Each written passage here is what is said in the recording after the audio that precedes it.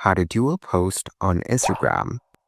To get started, first of all, open up the Instagram application on your phone. You will then be taken to the newsfeed page on Instagram. Now, tap on the plus sign at the bottom panel. Choose the photo or video you want to post from your camera roll. You will see a select multiple icon over here. Tap on it. You will notice the media you selected is showing a number in it.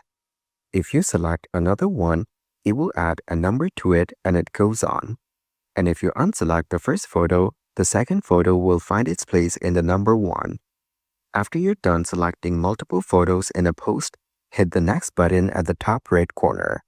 You can edit the picture in this page.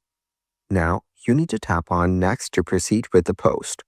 Review the changes, and once you're satisfied with the post, tap on the button Share from the bottom panel. While it's uploading, go to the profile icon and tap on the menu at the top right. Find the option Account Center and tap on it. Then, tap on the option Accounts from the very bottom. Make sure the other applications are connected with your Instagram account. So, by following these steps, you can dual post on Instagram.